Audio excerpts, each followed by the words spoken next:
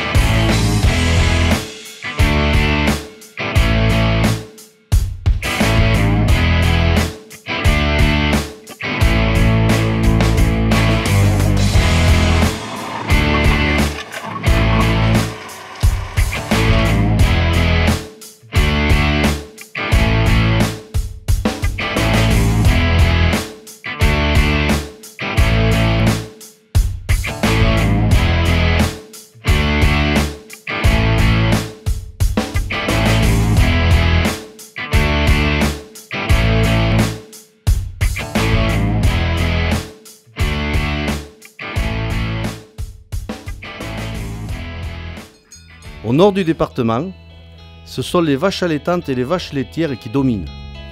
Au sud, autour du bassin de Roquefort, on y retrouve majoritairement les productions ovines. La production de viande bovine en Aveyron représente 40% des productions animales. 3 systèmes types se dessinent. La production de veaux maigres, ces broutards que l'on vend en Italie prêts à être engraissés. Les veaux gras sous IGP et label rouge. Veaux d'Aveyron et du Ségala, et beaucoup d'autres fermes où les vaches allaitantes et leurs veaux viennent en complément du troupeau principal. Chez Nadège et Patrick Mouillade, à l'Aïole, l'hiver c'est la saison où les bêtes sont allaitables avec la tétée des veaux.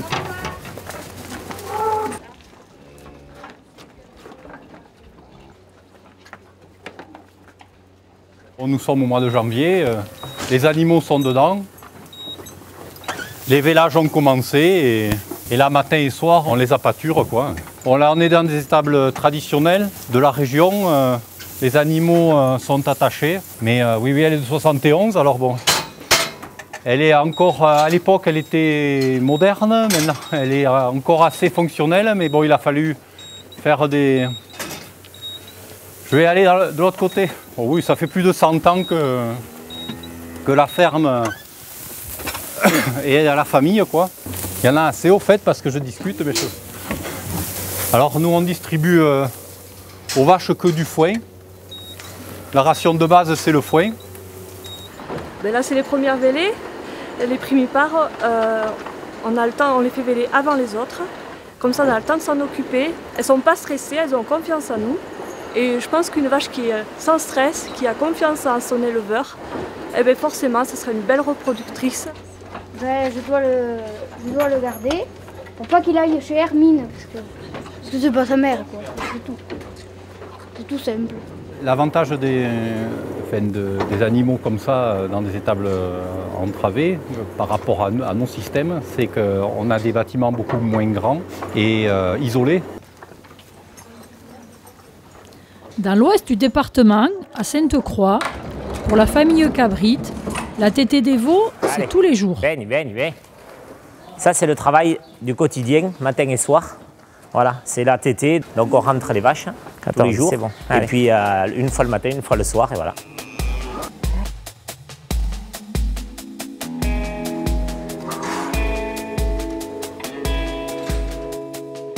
Donc, on est sur des systèmes toute herbe et avec une production de céréales pour l'alimentation de nos veaux.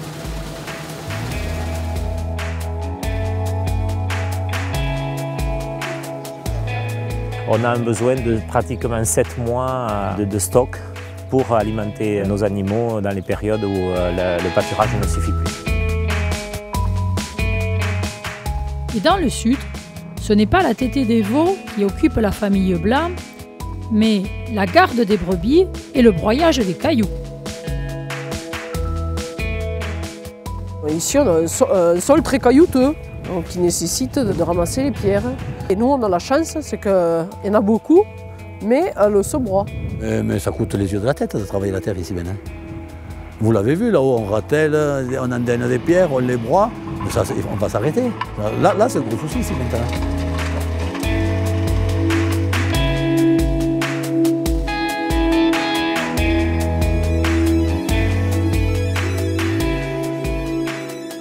On est les premiers à faire du semi-direct, on a arrêté, on vient d'en refaire cette année.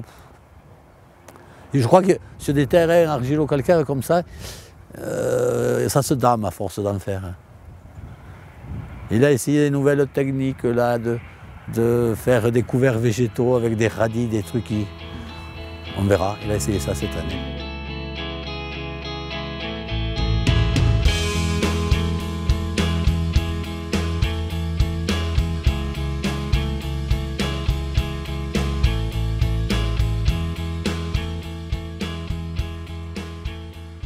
Un troupeau de 65 vaches viande au braque.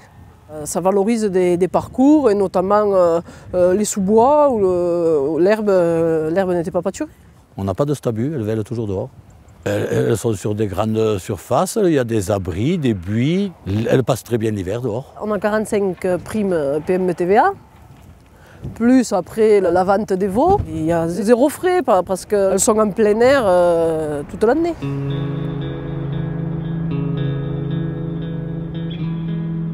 Le premier atout de la ferme Aveyron est sa production d'herbe, qui fait l'essentiel de l'alimentation de ses animaux. 87% de la surface agricole est en herbe, dont la moitié en prairie permanente.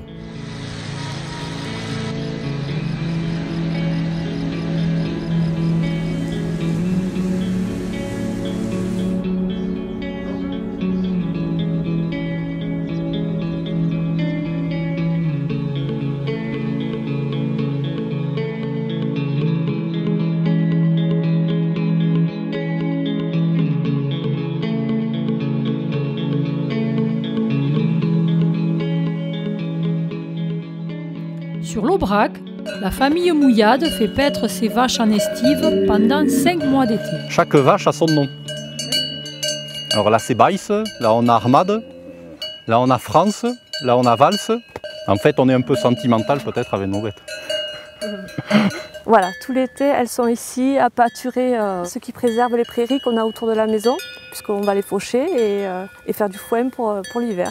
Finalement, on est loin de la ferme. Il n'y a même pas de chemin, on est obligé de passer dans des parcelles de voisins. Oui, il y a un entretien mécanique qu'on fait 1 fois par an. On ne peut pas y aller avec des herses normales puisqu'il y a beaucoup de cailloux, il y a des bosses. En fait, toutes les vaches sont au braque, mais sur le plateau, souvent on utilise le taureau charolais pour améliorer la conformation des animaux. On met les moins bonnes vaches au charolais pour les valoriser davantage. Les bonnes vaches, elles vont faire des génisses qui vont remplacer leurs mères. Oh ben c'est des animaux qui ont un poids, on va dire, entre 400 et 500 kg quand ils partent, à peu près. Il faut qu'ils soient dans ce critère-là. C'est quand même un peu productif. Il y a des atouts, mais il y a quand même la contrainte du foncier. On ne met pas guère une vache de plus à l'hectare sur des estives comme ça, pendant une période qui dure que 5 mois. Quoi. L'Aubrac. Cette vache ne porte pas le nom de son territoire par hasard. À la station d'évaluation de la race, Henri Peyrac nous explique son travail et nous dévoile le lien entre les hommes, leurs animaux et leur territoire. Vous avez devant vous les futurs reproducteurs, ceux qui vont engendrer les veaux l'année prochaine, qui vont partir à la saillie.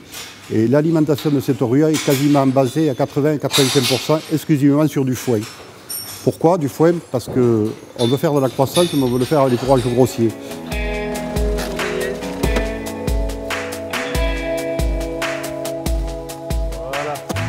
Par son altitude essentiellement, l'Aubrac ne se prête donc pas à l'engraissement des animaux. Les labels Fleur d'Aubrac et Bœuf fermier Aubrac sont 2 démarches qualité destinées à proposer aux consommateurs une viande d'Aubrac. Les bœufs fermiers Aubrac, c'est les meilleurs animaux qu'on a sélectionnés pour engraisser parce qu'on ne peut pas trop engraisser d'animaux sur notre exploitation puisqu'on ne produit pas de céréales. Il y a tout un cahier des charges. Il faut qu'elles soient en estive pendant une période de l'année obligatoirement, à plus de 800 mètres d'altitude. C'est de la saucisse de veau, 100% veau. En Aveyron, 21 productions sont sous signe officiel de qualité. Des filières de commercialisation longues et courtes coexistent. Nos marchés de producteurs de pays, au nombre de 300 aujourd'hui, ravissent les touristes par leur convivialité.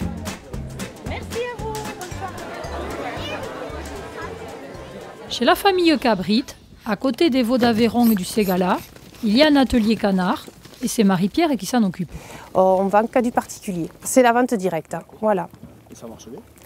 Ça marche bien, oui. Ouais. On est content. Il y a de la demande? Il y a beaucoup de demandes. Hein. Mais disons que nous, l'aliment, c'est nous qu'on le fabrique. Hein.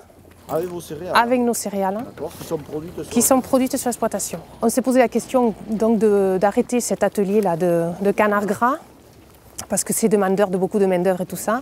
Mais c'est compliqué des fois d'avoir de production. Hein. Mais dans le revenu, ça fait beaucoup peser la balance. Hein. Le fait quand même de brûler des intermédiaires, ça permet de revaloriser notre produit quand même, de le revendre effectivement à sa juste valeur. Au début, je vous dis, on a été sur les marchés, on avait beaucoup d'invendus et comme on travaillait avec du frais, il faut donc l'utiliser de suite. Donc ce qu'on a fait, on a été solliciter les bouchers qui donc, nous ont pris progressivement des canards. Et après, bon, petit à petit, on s'est fait connaître du bouche à oreille et ça fait plus de 20 ans. C'est pas en claquant des doigts qu'on met un atelier, quel qu'il soit, de vente directe comme ça. C'est très gratifiant d'avoir un lien direct avec le consommateur. Il y a un échange qui se fait. Ça fait plaisir que déjà le client soit content et il vous le dit en direct. Donc ça fait plaisir, quoi. L'Aveyron, territoire difficile, certes. Pour le valoriser, il a fallu des hommes et des femmes viscéralement attachés à leur territoire, capables de croire à l'agriculture et capables de s'engager collectivement. Cette statue du taureau qui a été érigée sans qu'on fasse la fête autour, parce que c'était le déclin, eh bien, pendant quelque temps, il a été considéré un peu comme statue du souvenir, pour ne pas dire monument mort. Aujourd'hui, c'est l'emblème du territoire. Dans les années 70-80, plusieurs crises ont mis à mal le secteur de l'élevage en Aveyron. Maurice Viguier et André Valadier témoignent de ce temps qui a fondé et structuré notre secteur économique. Alors, les éleveurs se trouvaient donc dans une situation très délicate face à la concurrence du tracteur pour les bœufs, face à la concurrence des races spécialisées limousine ou blonde d'Aquitaine pour les veaux de boucherie. Et puis, problème de traite en montagne qui ne pouvait plus se pratiquer en raison de la difficulté de main-d'œuvre. Les gens de l'Aubrac, c'est des animaliers. S'ils n'ont pas des vaches, ils sont perdus. Et ils ont cherché des solutions à côté.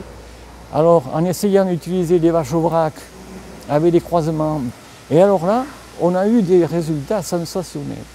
Puisqu'avec le charolais, l'Aubrac présente le phénomène d'hétérosis, qui fait que quand on croise deux races ensemble, on a un produit qui a des potentialités supérieures aux parents. À partir d'un moment, on a compris qu'il fallait quand même, si on voulait faire de l'élevage, tenir compte du milieu et que chaque territoire avait sa vocation. Il y avait quand même une réaction forte d'un certain nombre d'éleveurs qui, dans une démarche collective, ne voulaient pas baisser les bras et résister à l'adversité. Le syndicalisme, sous l'impulsion de leaders de l'époque, eh bien on dit on ne peut pas laisser détruire ce qui constitue encore pour ce pays les fondements de son économie. On a créé des groupements de producteurs, le marché de l'Essac, il y a eu les contrôles de performance, les organismes de sélection, et puis aussi les signes officiels de qualité. Roquefort était de montrer le chemin et on a vu ensuite le veau d'Aveyron et puis les différents labels rouges.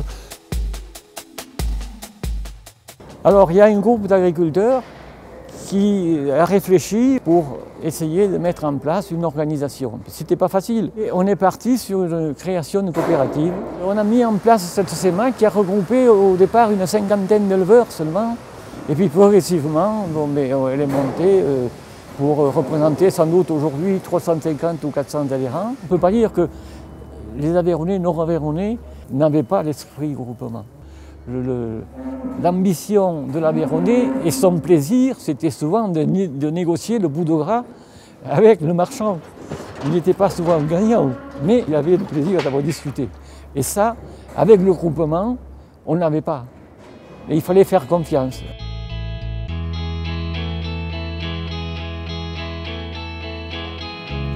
Façonnée par son territoire, cette race avait bien vocation à le faire vivre.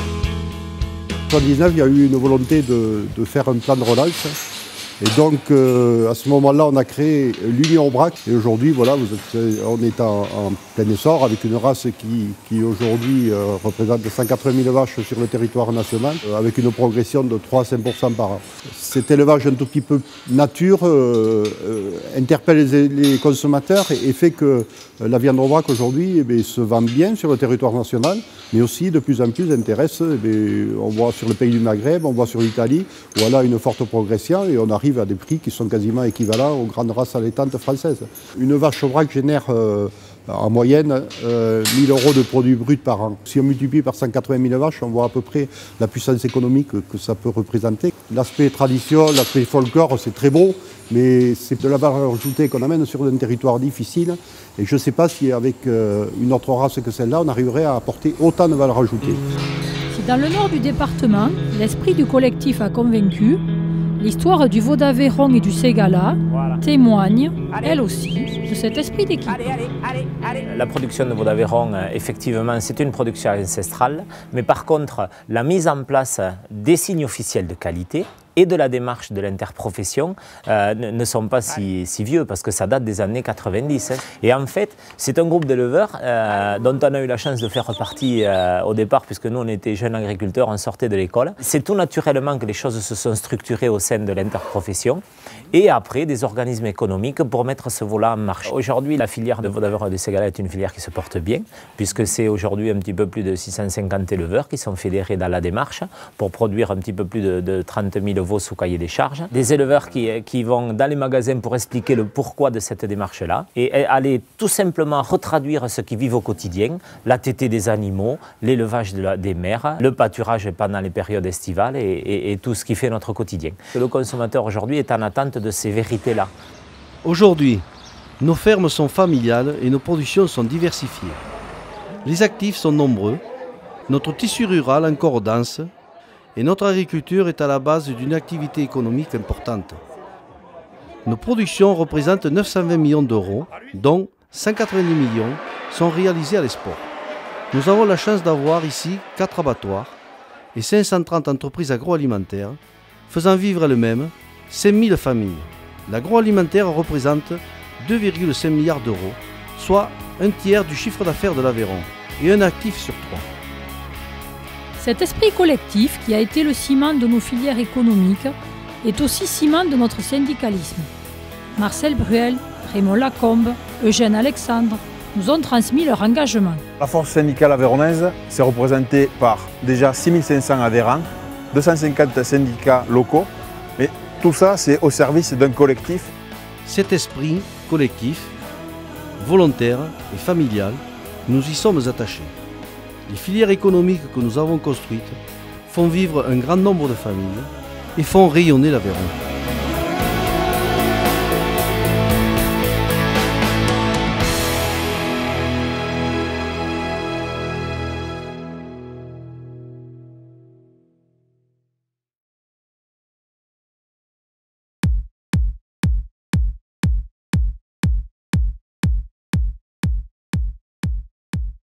On peut dire que la viande bovine a de l'avenir à condition qu'elle ne soit pas qu'une protéine alimentaire.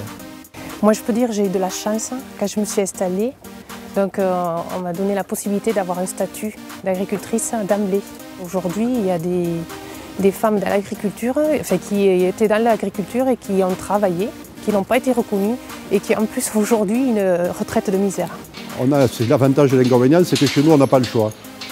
Où c'est l'Aubrac, enfin, où c'est les vaches, hein, parce qu'il n'y a pas que des Aubrac sur le territoire Aubrac, je suis un peu chauvin, mais où c'est les vaches, où c'est la broussaille, où c'est le bois. Quoi. Parce que je ne sais pas, on en fait des tonnes, nous. Entre les brebis, les veaux, l'engraisse mâle, les agneaux, les vaches. Alors, je ne sais pas. Les bouts de cette Afrique, j'aime bien le dire quand même, parce qu'il faut bien la mettre, la merde des chrétiens. 6 000 habitants, Sainte-Afrique, c'est 6 tonnes un jour. Ça en fait, hein. Parce que finalement, on dit toujours à la télé que nous, on pollue, mais quand même, tout le monde, hein. Tous les matins quand on se lève.